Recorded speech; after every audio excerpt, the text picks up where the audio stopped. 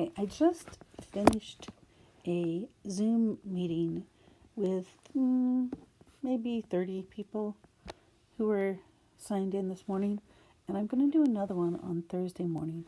My plan is not to make my Zoom meetings be introducing the lesson, because I've already done videos to introduce the lesson. My plan is to come back and do some specific problems people have asked for, answer general questions, just check in. At this point, it's not mandatory to do that. They may tell me that it becomes mandatory eventually, but we are going to have a mandatory check-in of some type. Probably I'll do a Google form so you can check in with me a couple times a week. I did number 12 in the middle of that Zoom session, and I did one more problem from 18.0b, which I'll probably try to write up a little nicer and show to you later. But I want to pick a couple of these problems, and I think I'm just going to do number 2, because I'm thinking about 30, 60, 90, 45, 45, 90 triangles. And I want you to remember that when you have a 30, 60, 90 triangle, the smallest angle is 30 degrees, and the smallest side is your n. The biggest angle is 90 degrees, and the biggest side is 2n. The medium-sized angle is the opposite from the medium-sized side. If you use your calculator, you'll find out that square root 3 is 1.7 something, so it's between 1n and 2n. I'm going to look at this picture and try and figure out what I know. I like to see a root 3 when I'm doing a 30, 60, 90 triangle. Unfortunately, the root 3 is not where I would like it to be. This one's my 30 degree angle, so this one is opposite. It's my smallest side. And then the hypotenuse is not supposed to be something with a root. The hypotenuse is supposed to be 2 times the short side. And then this one over here is supposed to be my n root 3 side. I always say either they gave you the shortest side or you've got to figure out the shortest side before you go on. In this case, I have this that I can deal with. I can write 2n equals 6 root 3. And I want to get the 2 by itself. I want to get rid of the 2 so I can get the n by itself. Divide by 2, divide by 2. I get n equals, I have this root 3 here, but the 6 and the 2 can reduce. 2 goes in there once, 2 goes in there 3 times. I have 3 root 3 for my n side, but I'm not going to circle n equals 3 root 3. I'm going to come back up here and say the side they want me to call that is y. So the y side is 3 root 3.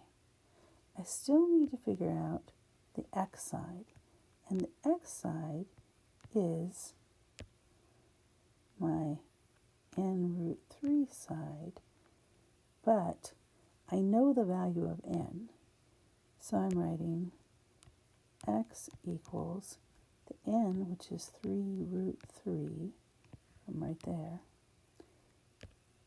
but I need another root 3 in there, so that I get x equals 3 times, root 3 times root 3 is root 9, or just 3, so that I get the x side equals 9. That's the other answer they were looking for. It's interesting because when you see a root 3 on a 30, 60, 90, you just want to assume it's where it belongs. It's not where it belongs on that problem. Okay, let's look at some of these where we have 2 triangles stacked together. They want me to find this x over here. Unfortunately, I don't know any of the sides in that little triangle. That red triangle has an x side. I don't know any of those things to deal with. So I'm going to have to work on the other triangle, and because I'm lousy about tracing it nicely, I pause and I trace it. I said I'm lousy about tracing it. I'm lousy about tracing it with a stylus instead of my pen. My writing's bad enough anyway. It gets worse here. So I need to look at my 45, 45, 90 triangle.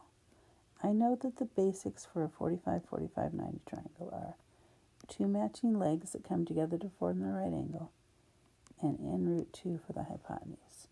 In this case, this is my n, this is my n, and this is my n root 2 side. Let's see if I can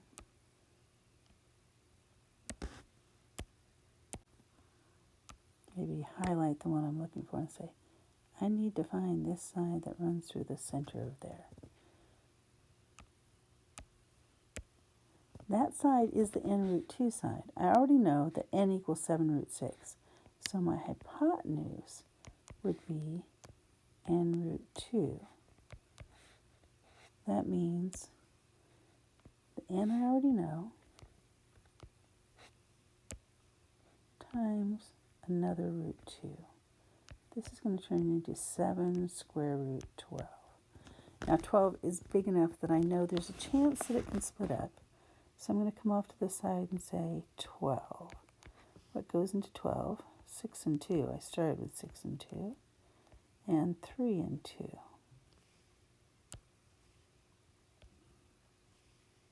That gives me pair of 2's left over 3. So over here I'm going to write 2 root 3. But that is not the answer to my problem because I've got the 7 in front of it also. So my hypotenuse has to be 14 root 3. Again, that's not x. That's just the hypotenuse of that triangle. I'm going to write it up here.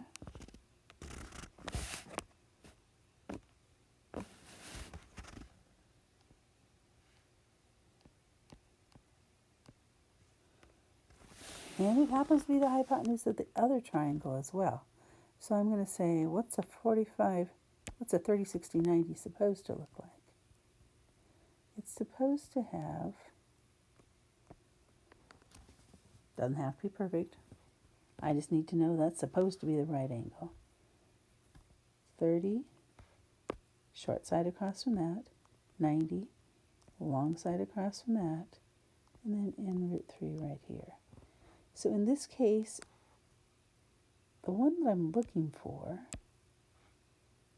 make it a different color, is this one, which is the same as this one. So I'm going to make myself, running out of room here, but that's okay. I'm going to make myself an equation that says the side that's supposed to be 2n is currently,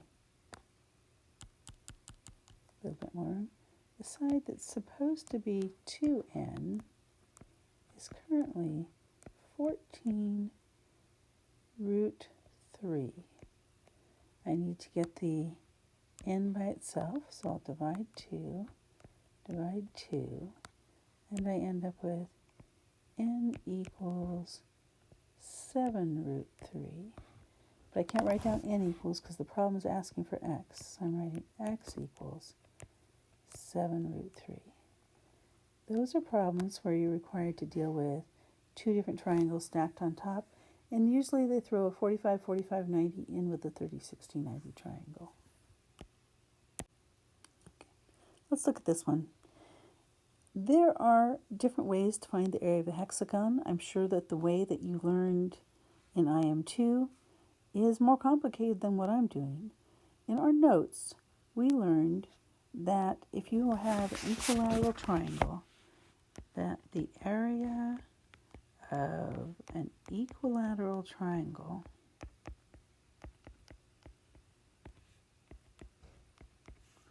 is the side squared times root 3 over 4. How does that help me when I have a hexagon instead? If you draw the diagonals of that hexagon, like that, if you draw the diagonals of that, and if I would draw them absolutely perfectly, you would see that I have 6 little equilateral triangles. If one side is 8, then all of these sides are going to be 8. And it's cut into equilateral triangles. So every little side in here is an 8. Everything's an 8.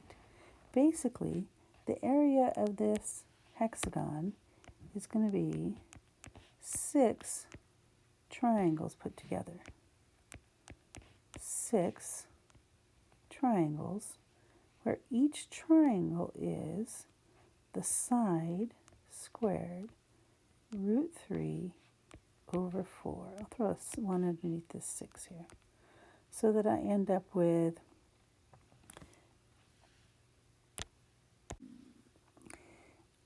I was about to grab my calculator and throw this whole thing in my calculator, but it says specifically find the exact area. That means I'm not going to be able to use decimals for this problem. They want it in simplified radical form. So I can do 8 times 8 is 64, and 64 times 6 is 384. I still have the root 3, and I have a 4 on the bottom. So I'm going to do 384 divided by 4, and I'm going to find that this area ends up being 96 root 3. Did it tell me inches, feet, meters, miles? So no, my area is 96 root 3. But then when I move on to number 14, it says, the hexagon from the last problem forms a garden that is 8 feet on each side. So now I'm going to throw feet onto this. Or the short way to show feet is just that little single mark up there. You want to cover the garden with fertilizer before you plant it. So part A says, how many square feet of ground will you need to cover? Square feet, that's this one, 96 root 3 square feet. But even though that's absolutely true, it's probably going to be more helpful if now I put it into my calculator. So I'm going to do 96 times the square root of 3 and find out that it tells me 166.2768775. I don't think we need to be that accurate, do you? How many square feet of ground will you need to cover? About 166 to 167 square feet. Let's go with the nearest tenth because that was what we were rounding off to on our recent assignments. 166.3 square feet. But then part B says, if one bag of fertilizer covers 10 square feet of ground, how many bags of fertilizer will you need? Well, I could take 166.3 and divide it up into 10 square foot sections. So divide by 10, and I get 16.63. So now my real question is, can I go to the store and buy 16.63 bags of fertilizer? I'd have to know the situation to know what's going on. How crucial is it to get enough fertilizer on your garden? Would it be okay if I just bought 16 bags and said, yeah, a little bit thin, but it's okay? I don't know. So I'm going to use proper rounding. This is a situation where background information would tell you more, but we don't have the background information. So we're just going to say, needs to be a whole number of bags. I can't buy a partial bag. So I'd say I need to go to the store and buy 17 bags of fertilizer.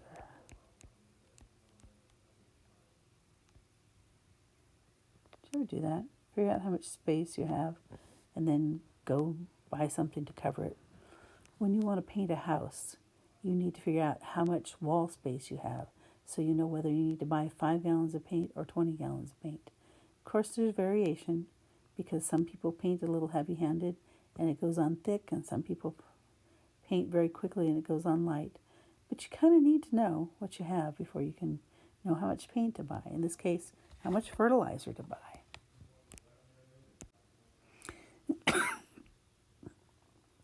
These are some problems that I worked out during that Zoom meeting today, so I'll just talk about them quickly. They're asking, do each of these form a 30, 60, 90 triangle, a 45, 45, 90 triangle, or neither? I just erased number 16 because I thought it was worth talking through again. Basically, if we think it might be a 30, 60, 90 triangle, we have to make sure we have 3 different size sides. If we think it might be a 45, 45, 90 triangle, we have to make sure that 2 of the sides match. One of the ones I did during the Zoom thing today was I looked at number 17. Number 17, it looks like 3 different sizes until you suddenly realize square root 9 is really 3. So it has 2 matching sides. It has 2 matching sides. And the third one is root 2 times the short sides. That's automatically a 45, 45, 90 triangle. I'm going to work through 16 again because I think it's worth seeing again. This one has 2 matching sides. If it has 2 matching sides, those would have to be my n sides. And the other one would have to be my n root 2 side. I don't know that it is, so I'm going to look at it. My hypotenuse should be n times root 2. But in this case, I know what n is. N is 5 root 3. So I'm going to look at this and say, is it true? 5 root 6. Does that look like this? Can I pull a 2 out of there to put it on the outside? No, because if you try and split up your 6, you don't have any pairs. There's nothing you can bring out.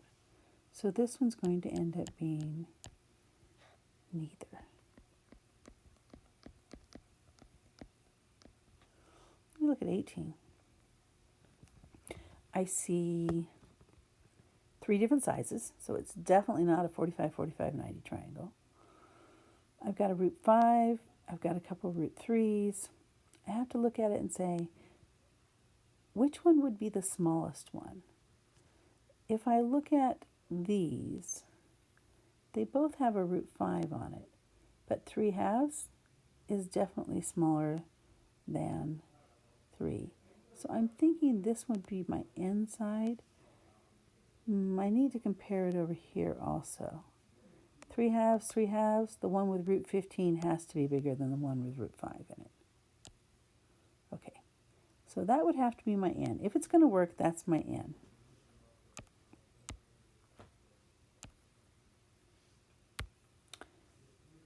So I have an n side, 3/2 root 5. I will need a 2n side, and I will need an n root 3 side. So this side would be my 2n side, which means 2 times what I'm using for my n.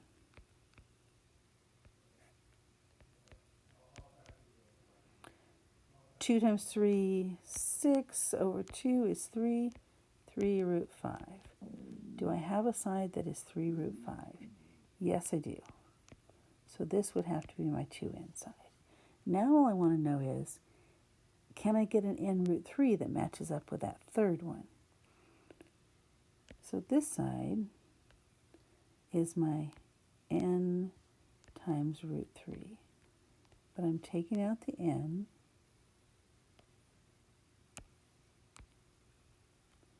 and I'm putting in whatever I'm using for my n, 3/2 root 5. That looks like I'm going to end up with 3/2 square root 15. That matches this one. So I've got all three parts I want to say this one is a 30, 60, 90 degree triangle. Okay, it looks like I did 3 of the 4 in that section. That is certainly enough for that.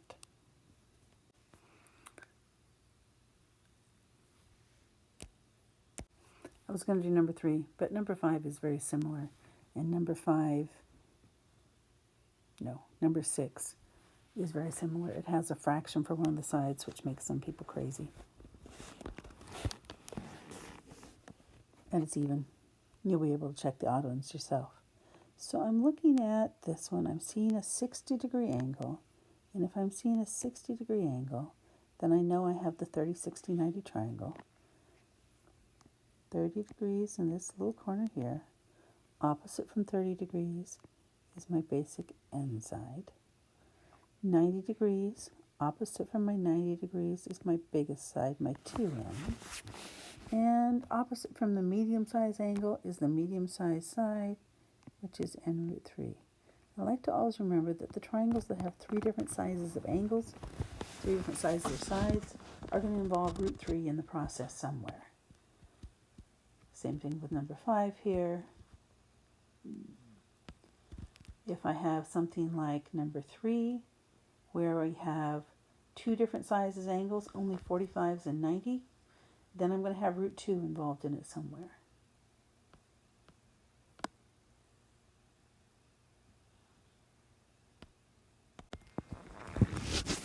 So what do I know? I know either you know your inside or you have to find your inside. In this case, I know my inside. I know that x has to be my 2n side. 2 times whatever n is.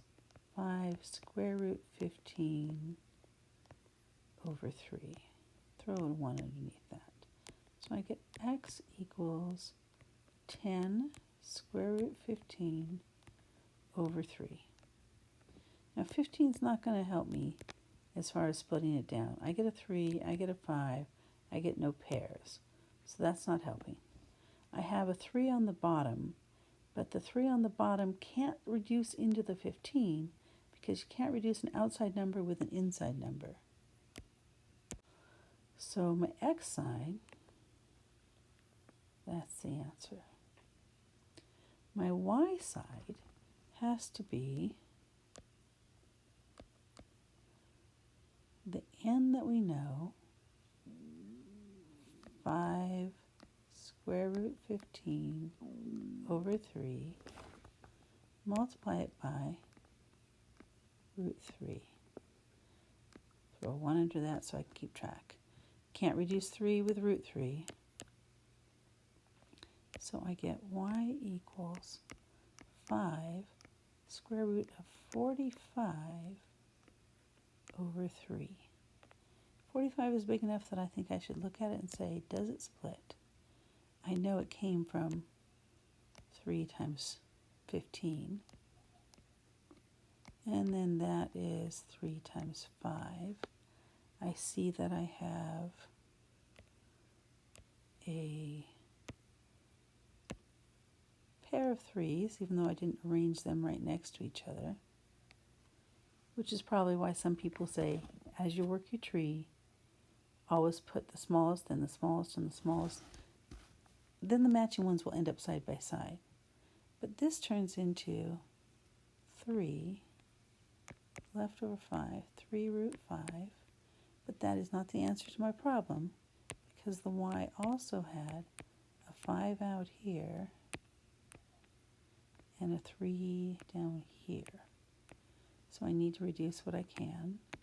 Those can go away. You can make it into 15 and reduce it later. So I end up with 5 square root 5 for my y side. You don't have to go back and write it on the triangle. It might help you to look at it and see that the y equals 5 square root 5 and the x equals 10 square root 15 over 3. As long as you found both of those sides, you're good. I think that's enough. If you have a specific problem you want me to work out for you, you can email me, you can call me. I can talk you through whatever you're working on, or I can make another video if that's what you prefer. Let me know. Maybe I can even do an individual Zoom session if you really need to just show me what you're doing. That's all for now. Contact me if you need me.